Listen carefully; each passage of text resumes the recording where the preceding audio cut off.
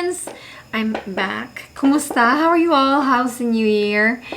I'm going to make an update. It's mostly for foreigners. But let me start with, you know what happened in last January 1 with the major failure, like a big fiasco, technical glitch in the airspace of the Philippines, where we closed our airspace. We went back to the Stone Age where no flights were coming in and out of the country, which lasted for like 5 to 6 hours.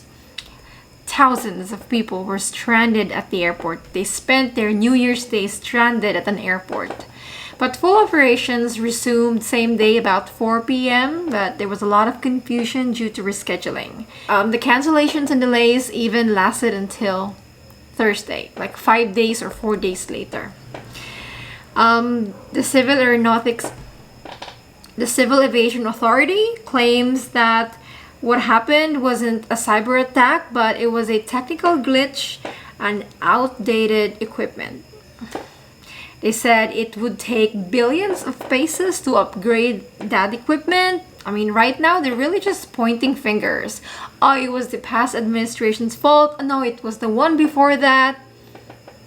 If this happened in another country, let's say in Japan or South Korea or even in US or Canada or Australia, the top brass would be resigning out of shame. But hey, this is the Philippines. They're not ashamed here. At least they should compensate people who were inconvenienced. We have kababayans, Filipinos, who traveled all the way from the province and had their flights rescheduled for a few days and they have no place to go. Some of them slept at the airport. Just because of the incompetence of a few people. Could it happen again? Well, according to the Civil Aviation Authority, for the past several days, they have been fixing the system and it has been running smoothly. And just in case something goes wrong again, just like what happened in January 1, they have contingency figures in place. They better have. Meanwhile, with what happened last January 1, the Bureau of Immigration had extended grace period, waived penalties for foreigners who were affected by the glitch. According to the Bureau of Immigration Commissioner, they're giving this grace period for foreign nationals who are affected.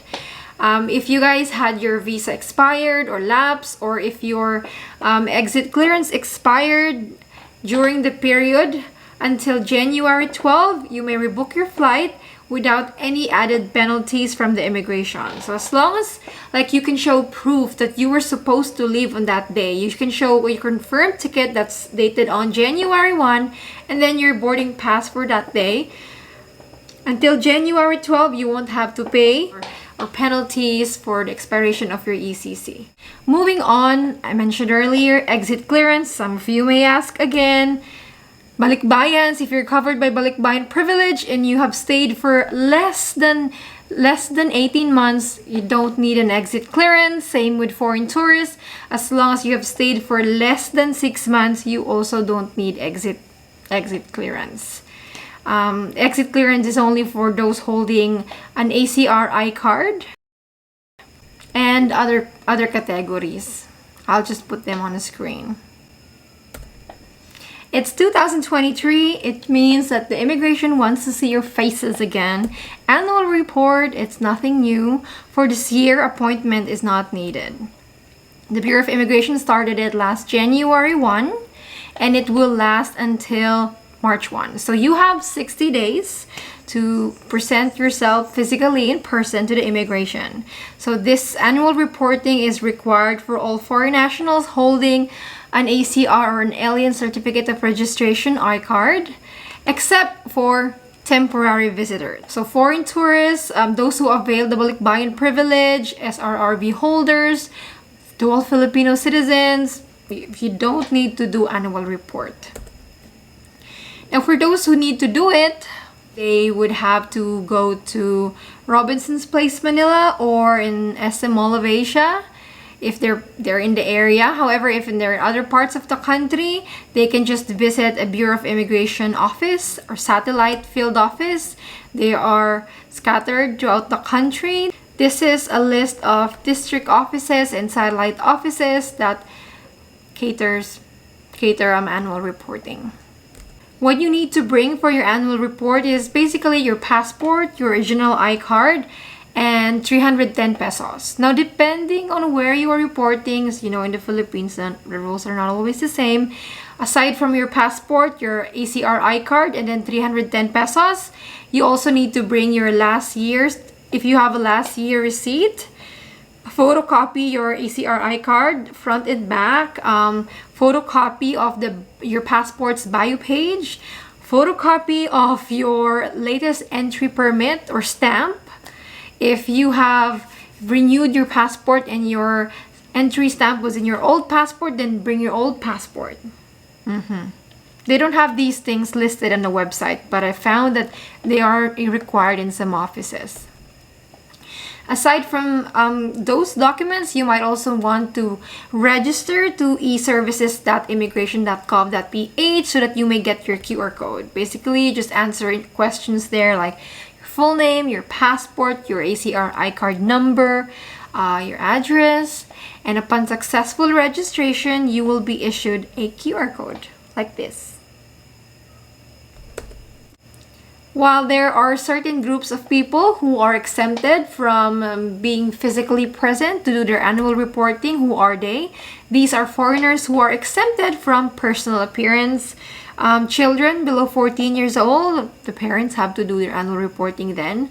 Those who are 60 years old and above. Those with person with disability ID. Pregnant, ill, sick, as long as you have a medical certificate. They can send a representative to do their annual report. If you are required to do your annual report, do it. It only takes minutes. It's only 310 pesos.